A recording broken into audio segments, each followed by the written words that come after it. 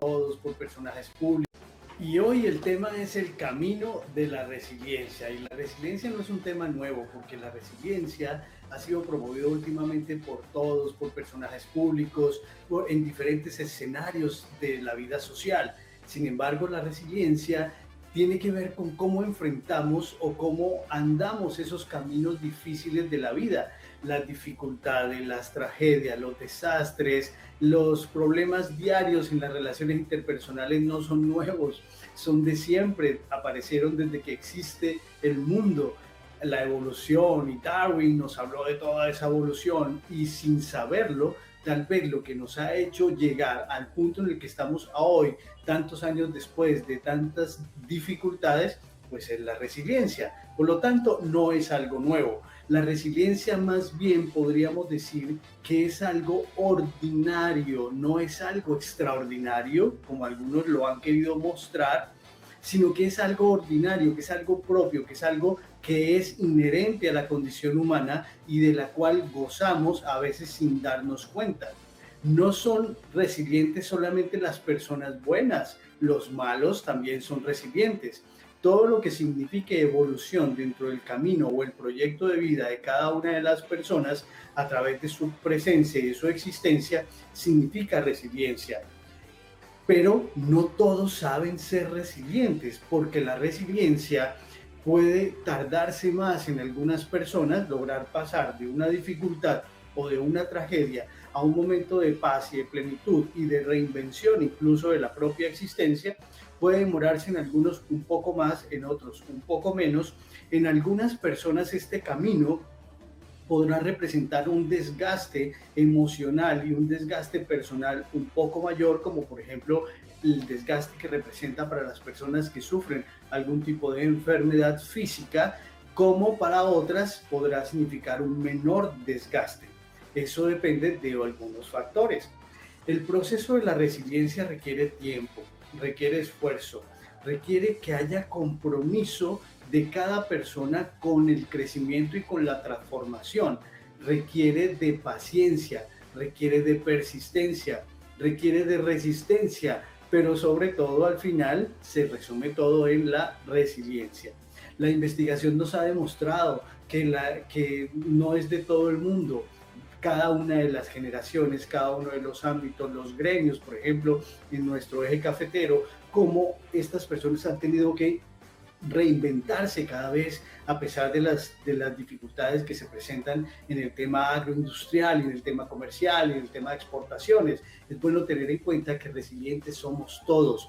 Ser resiliente no quiere decir que una persona no experimente dificultades. Ser resiliente quiere decir que no experimenta dificultades, angustias, ansiedades, dolores, llanto, se consume emocionalmente, sino que ser resiliente significa que esta persona vive y recibe todo aquello que se presenta, pero aparte de eso se transforma y evoluciona. Acabamos de superar una época de pandemia que nos demostró qué tan flexibles podemos ser o no ser, y esto es resiliencia. Qué tanto nos adaptamos o no a la situación que estábamos viviendo, pero antes de adaptarnos, primero tuvimos que aceptar lo que estaba sucediendo. Hay factores en la resiliencia y factores importantes a tener en cuenta. En esos momentos oscuros, donde parece que todo se está incendiando, que todo se está quemando, que a nuestro alrededor todo es caos, tenemos que contar con un grupo de apoyo. Y esto es importante en psicología. Siempre cuando lleguen a un terapeuta, el terapeuta va a tratar de indagar en su círculo social y en su círculo familiar cuál es el círculo de apoyo con el cual usted cuenta. Resiliente no es solamente caerse y volverse a levantar. Resiliente es caerse, levantarse, pero transformarse y además disminuir el ruido que genera el quejarse. Las relaciones que emanan amor y confianza, las que construimos a nuestro alrededor, son las que nos van a soportar en esos momentos difíciles de la vida. Familia, amigos, trabajo, otros círculos sociales, deporte, tiene esta gente con la que compartimos en estos ámbitos. Sin embargo, desde niño hasta la adultez, el círculo social va cambiando. En la niñez serán sus padres, luego en la adultez tal vez sean nuestros amigos. Estas relaciones tienen que ser de amor y confianza. Por lo tanto, uno debe tratar de buscar alrededor y de contar con amigos que representen para uno los mismos valores. Los iguales se atraen, pero no siempre sucede eso. A veces terminamos equivocándonos de la gente que nos rodea y tenemos gente que busca de pronto nuestras mismas metas, pero no que tienen y comparten nuestros mismos valores. Tenemos que encontrar gente que sean modelos a seguir, gente a quien admirar. A veces la gente en las parejas dice, yo estoy con alguien porque le admiro, y eso está bien, porque admirar a alguien significa que tú tomas ejemplo de esa persona y sigues adelante. Durante el proceso de resiliencia habrá momentos de vacío, momentos de incertidumbre, momentos de soledad. Que algunas personas querrán aislarse, estar solas, mirar a la eternidad, mirar al cielo, estar en pausa consigo mismo. Pero cuando este silencio se convierte en ruido y no le permite a uno transformarse, y por el contrario lo va consumiendo a uno en tristeza, en depresión, en inactividad y en falta de reconocer el placer y la motivación en la vida, en ese momento podríamos estar cruzando por un terreno depresivo que hay que atender. Tener una visión positiva de sí mismos y de la vida no es suficiente. Miren que han surgido una cantidad de coaches y esta filosofía positiva y que todo es positivo y que todo es positivo, pero no nos digamos mentiras, no todo es positivo. ¿En qué momento todo se convierte en positivo? En el momento en que yo trato de aprovechar una dificultad para convertirla en una oportunidad. Solo en ese momento llega a ser positivo.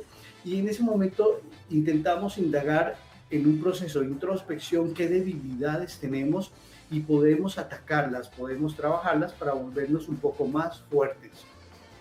La resiliencia se debe trabajar en cualquier momento de la vida y significa ser fuerte, significa sacar ese músculo, pero sacar ese músculo de persistencia, de resistencia, de creatividad para poder llegar un paso más allá del dolor, un paso más allá del sufrimiento y un paso más allá de la tragedia para convertirla en algo que se denominará al final un gran aprendizaje y una gran construcción. La capacidad para manejar los sentimientos y los impulsos es algo en lo cual debemos trabajar en terapia. Con nuestros niños debería existir en los colegios una asignatura que se llame resiliencia, cómo ser resilientes, y a través de metáforas, a través de cuentos, a través de experiencias, poder que nuestros chicos aprendan a dar un paso más allá de la dificultad.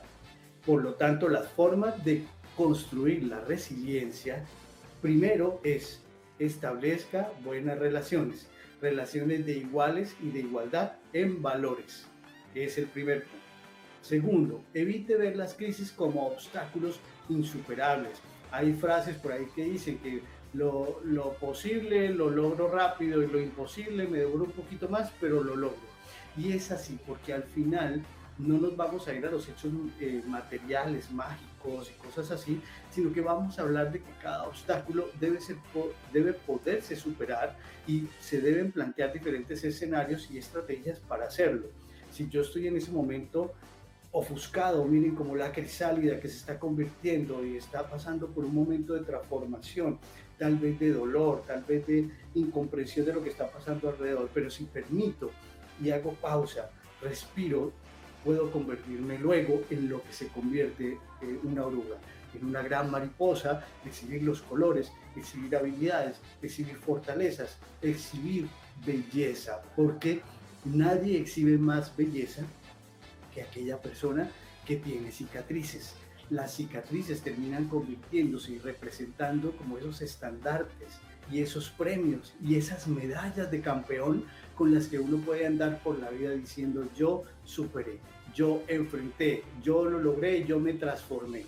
Hay que aceptar que el cambio es parte de la vida. Todos los días estamos en constante transformación. Si ustedes se quedan mirando al cielo, se dan cuenta que la nube que estaba hace un segundo aquí ya cambió, ya es otro tipo, ya tiene otra forma, ya se movió o desapareció. Por lo tanto, hay que aceptar el cambio como parte de la vida. Hay que moverse hacia las metas de una forma dirigida, de una forma proyectada, con pausa, pero sin parar nunca y detenerse totalmente. Pero también, ojo, porque cuando uno se da cuenta que esa meta o ese camino que se ha trazado, y aquí hay una diferenciación, sueños y metas.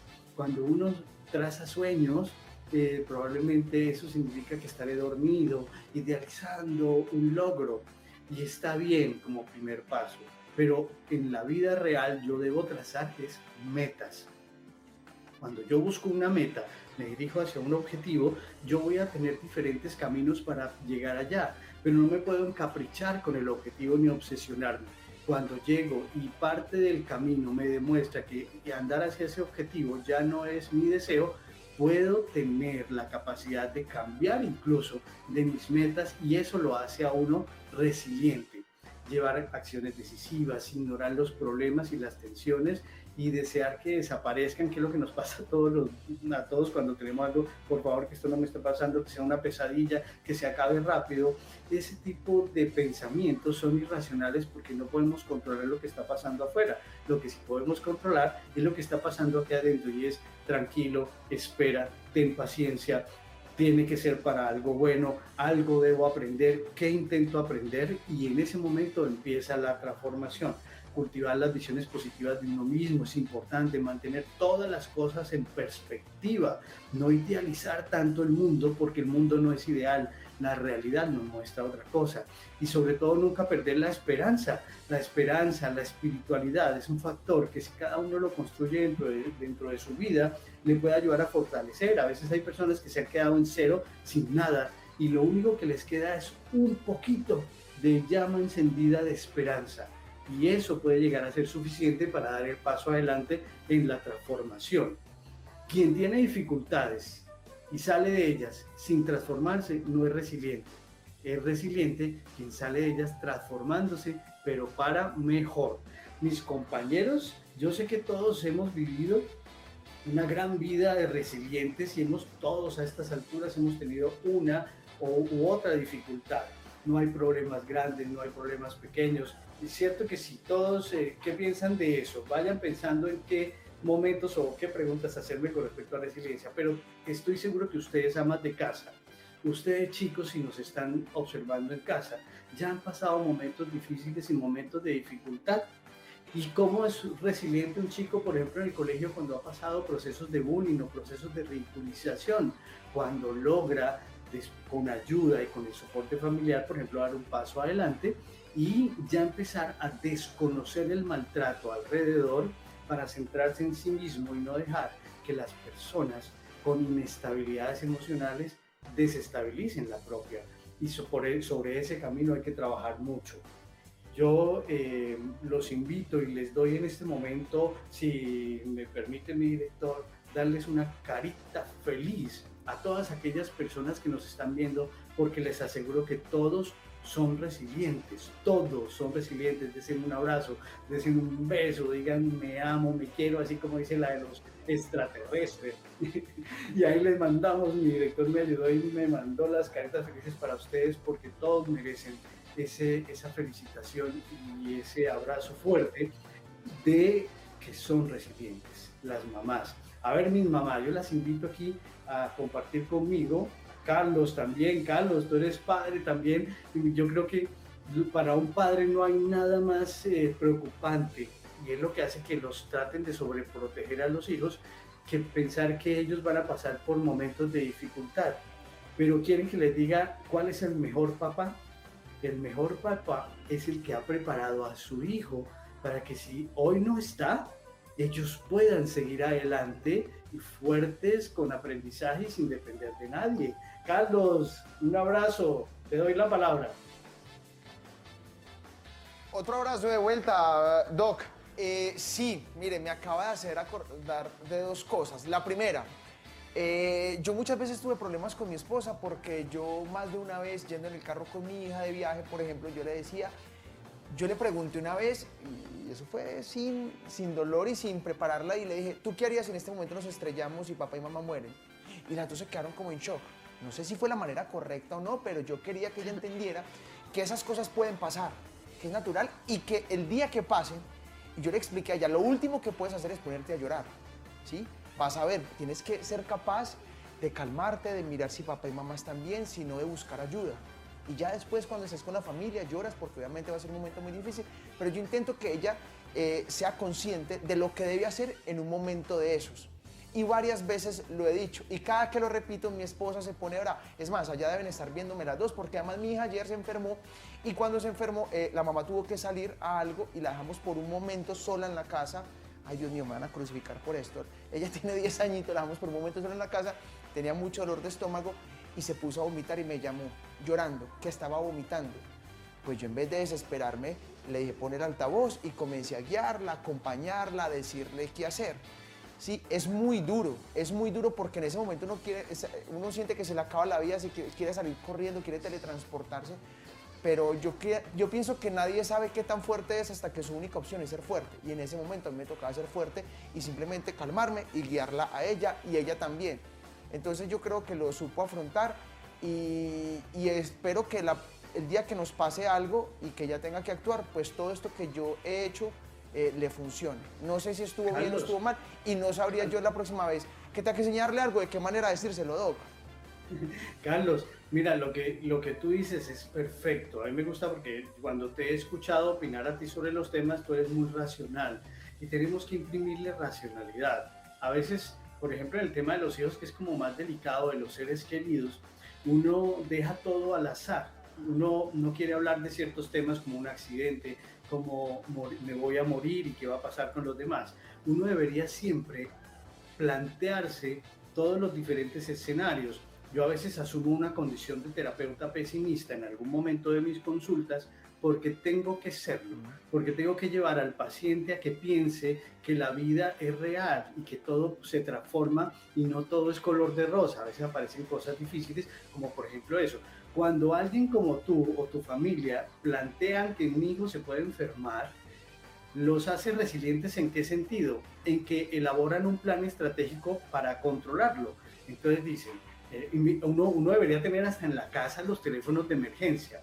Yo a veces le digo a los papás, bueno, y si tú hoy te sales de mi consultorio, te ocurre un accidente, tu hijo está en el colegio, ¿quién lo va a recoger? ¿Qué va a hacer tu hijo? Él sabe cómo es tu clave, de pronto a veces en el tema de claves y cosas así, sabe dónde está el acetaminofén que se va a tomar en caso de que tenga fiebre y yo no he alcanzado a llegar. Todo eso lo sabe tu hijo. Entonces la gente no asume que la vida nos puede presentar tragedias horribles y que hay que estar preparado para ello. Si yo estoy preparado para lo peor, voy a vivir de lo mejor, porque además la vida es así, ¿no? Es fijo, es como alguien ahí, una vocecita que está pillándose qué es lo que uno dejó como al azar, y entonces fijo que uno no planea algo y eso es lo que ocurre. Lo que a uno se le olvide, eso es, si uno llega al trabajo y se le faltó una cosita que quiso hacerla antes y llega y el jefe se la pide antes de tiempo y se da cuenta de lo que uno no había hecho. Así es con papá Dios, o sea, parece que la vida fuera así, pero hay que asumir que la vida es real. Si uno asume la vida real, evalúa los posibles escenarios y trabaja por ellos. No hay que tener miedo. Las mamás dicen, ay, no hablemos de eso, que eso no va a pasar. Uno dice, ay, ¿y qué tal que te vayas? Decir, no hablemos de eso, que eso no va a pasar. Cancelado. Y con ese cancelado alguien puede sentir que es chévere, ella no se quiere morir porque quiere estar con nosotros y tal, pero es que eso es idealizar, no es la realidad. Liz, háblame. Estoy que me hablo.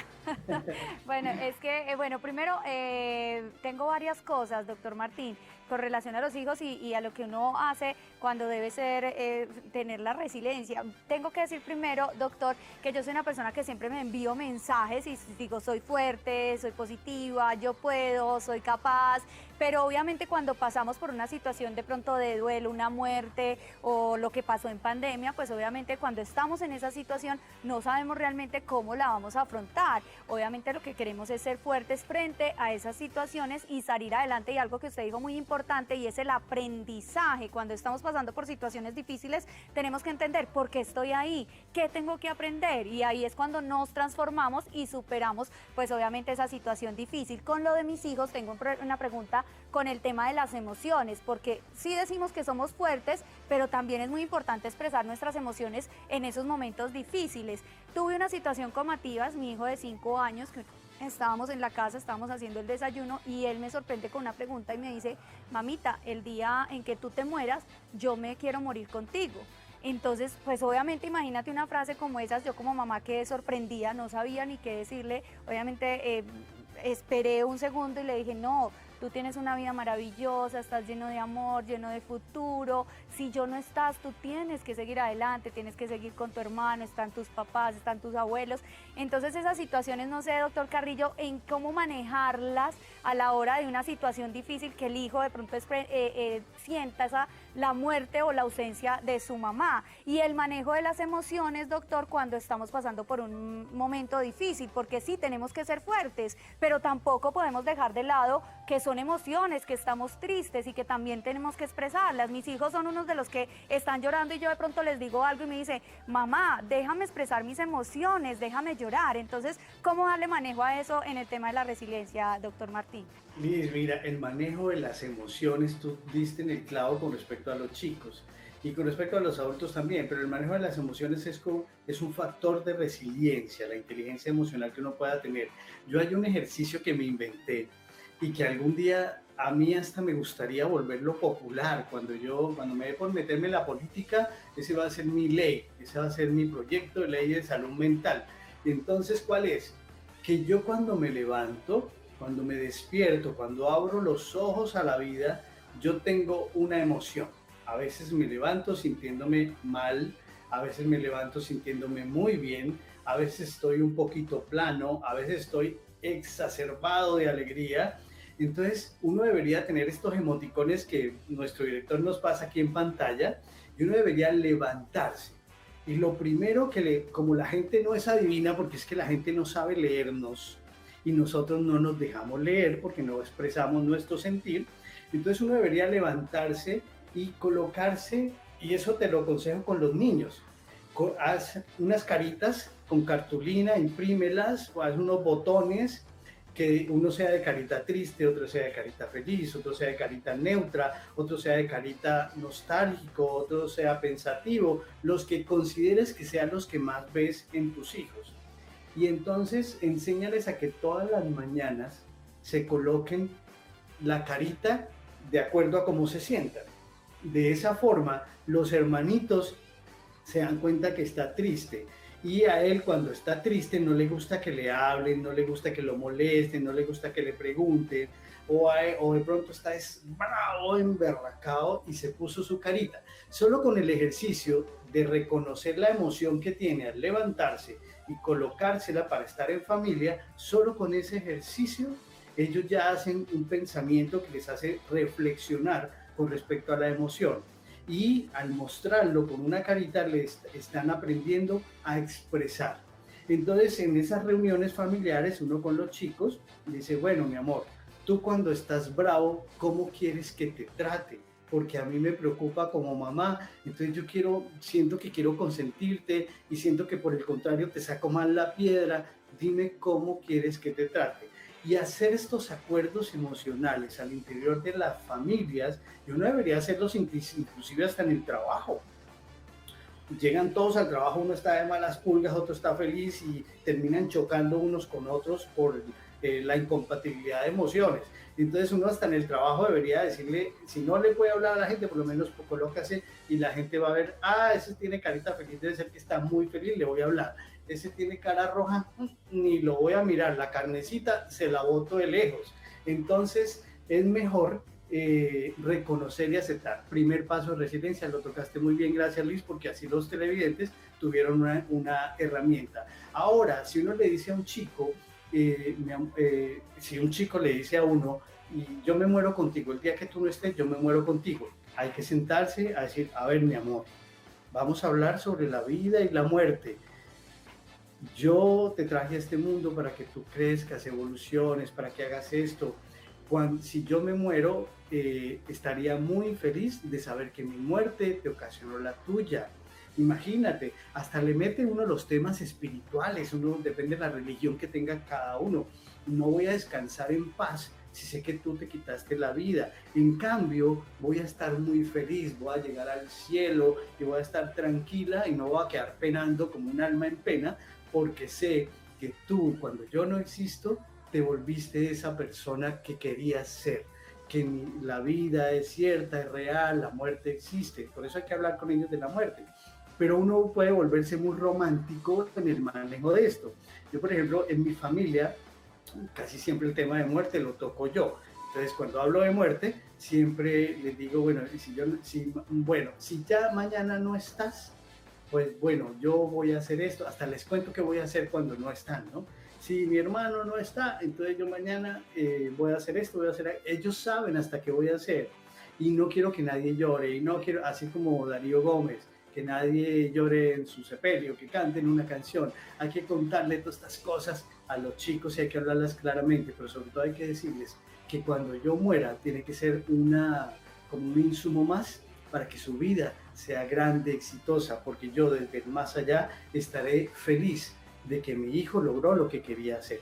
Entonces es como volverse como muy románticos con ese tema para poderlos manejar. En el caso de que ellos también a veces manipulen con ese tema o molesten con ese tema, o a veces nosotros, las mamás a veces o los papás manipulan con ese tema de la muerte. Entonces, pues buscar apoyo, psicoeducación en los colegios, todo esto. Sofi, tú eres una gran resiliente. ¿Qué nos puedes compartir? Pues, doctor Martín, en realidad yo creo que experiencias hay muchas, algunas bastante complejas desde mi punto de vista y desde mi perspectiva, pero ahorita que los escuchaba hablar hay algo que me inquieta y es si la resiliencia, como esta cualidad, solamente se puede desarrollar cuando las adversidades son muy grandes o también se puede decir que somos resilientes con esos, digamos que pequeños cambios o esos pequeños conflictos que aparecen en nuestra vida. Y se lo pregunto también, doctor Martín, porque hablando, por ejemplo, del tema de los duelos, como manifestaba Liz, de que parta un ser querido, de que alguien falte, pues yo siempre he pensado que el duelo es algo como circular, o sea, o es como una montaña rusa, ¿cierto? Tiene sus picos positivos, tiene sus bajadas, tiene como que se vuelven a revivir esos dolores y esas emociones. Entonces no sé si se puede hablar de resiliencia cuando uno está en este proceso de duelo, cuando hay estas recaídas o cuando son pequeños cambios o pequeños conflictos a lo largo de nuestra vida. Sí, mi Sofi, todos los cambios representan de una forma automática resiliencia. Entonces, durante el duelo, por ejemplo, que hablas ahora, hay muchos estados, ¿no? Entonces, uno cree que la persona que está en una fase de aceptación ya ha reconocido, ya ha dado el paso adelante. La persona, cuando se le muere un ser querido, la transformación no es propia en el sentido de que es alguien aparte que murió. ¿En qué se transforma el acompañante o el familiar? En que acepta, asimila, se adapta y vuelve a continuar el camino. Y la resiliencia no solo es de aquellas personas que dicen, uy Dios, es que me pasó, qué cosa tan terrible, es que a nadie le ha pasado lo que a mí, porque es que no hay problemas grandes ni pequeños, no hay tragedias grandes ni tragedias pequeñas, porque cada una toma su valor y su tamaño de acuerdo a cada persona y a cada perspectiva. Si se dan cuenta en el video que acompañó mi charlita, estaban unos niños que se caen y para ellos puede ser algo terrible, a veces enhebrar una aguja, meter los cubitos para que coincidan el cuadrado con el cuadrado, la estrella con la estrella, y eso puede representar algo que le bloquee, ¿no? Lo importante es eso, no dejarse bloquear, aceptar, respirar, tranquilo, lo vas a lograr, vamos otra vez, te vuelvo a explicar, es así, y en ese momento ellos saben que pueden lograr un objetivo a partir de la aceptación, adaptarse y de aprender, que nunca dejaremos de aprender. Entonces, eso es como lo más importante con respecto a lo que dijiste. Alguien puede decir, es que yo tengo 50 años y es que yo sí he vivido. No, alguien puede llegar a un chico de 7 años y dice, es que yo sí he vivido, y le cuentan a una, hablan a veces como viejitos, ¿no? Y le cuentan a uno, es que me han pasado estas cosas.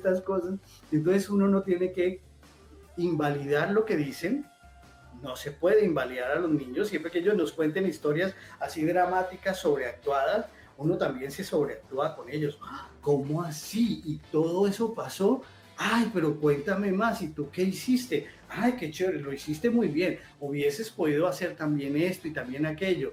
Y si le mete uno a los niños la idea de que eres resiliente, entonces empieza uno a repetirles, ¿no? Como ese mensaje subliminal.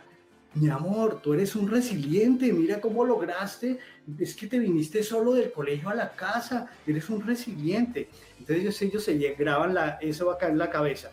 Cuando vean en Google o vean a alguien hablar de resiliencia, ellos se identifican y dicen, yo soy resiliente. Entonces, cuando les llegue esa oscuridad a la vida y les llegue la tragedia, van a tener grabado en su cabecita que son resilientes. Entonces, se van a desafiar a ellos mismos para lograr superar, aprender y transformarse como una mariposa. Este fue mi tema del día. No sé, Liz, me querías decir algo, creo. No, pues decirle que pues primero el manejo de las emociones y también es muy importante que uno enseña con el ejemplo, ¿no? Yo, por ejemplo, tuve la experiencia con mi papá, con mi mamá, vi que ellos afrontaron muchas situaciones difíciles, entonces eso me enseñó a mí y lo vi en ellos y yo dije, tengo que ser como ellos, ser fuerte, ser capaz, salir adelante, y también lo hago con mis hijos. Entonces siempre es un llamado a los que somos padres y así ustedes no sean padres, a los profesores, a cualquier persona en el trabajo donde sea, y es enseñar con el ejemplo, enseñar con nuestra experiencia. Entonces mi vida es una experiencia, mi vida es un ejemplo para mis hijos, y a través de eso, de todas las situaciones difíciles por las que hayamos tenido que pasar cualquier ser humano, pues ellos también lo ven y ellos dicen, ah, mi mamá salió adelante, ah, mi mamá de pronto, no sé, o el que nos esté viendo, ah, pasó por esta situación, estuvo triste, lloró, porque es que no podemos dejar de expresar esas situaciones en los momentos difíciles. Lo importante es que salimos adelante, nos transformamos y tenemos esa experiencia de vida, doctor Martín Carrillo. Ay, gracias por tu comentario, Liz. A mis televidentes les mandamos el mensaje de que todo pasa, todo cambia, pero todo pasa, nada es para siempre. Hoy somos unos, parece que el problema nos va a colapsar, pero mañana somos otros, siempre y cuando tengamos esa predisposición a que la vida el camino es sabio y nos va presentando la oportunidad, nos va presentando la solución. Si vino un problema, los problemas que hay siempre cuando se establecen, ya el universo ha dictado la solución.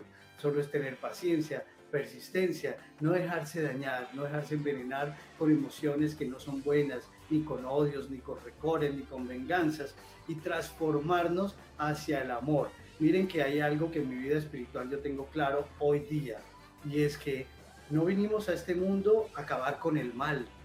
Aquí no vinimos de superhéroes a matemos a todos los malos, acabemos a todos los que no lo hacen bien, a acabar con el mal, no. Algunas personas sí, de pronto los policías nacieron para acabar con los ladrones, de pronto los líderes políticos nacieron para transformaciones sociales o cosas así. Pero en realidad la esencia del ser no es acabar con el mal. Nuestra esencia es generarle luz a todo lo que hay en nuestro camino, porque en medio de tanta oscuridad y tanta realidad, una lucecita es la guía para seguir allá adelante. Seamos modelos para todos. Esto es construirnos entre todos. Y este fue mi tema de hoy en Gente de Mente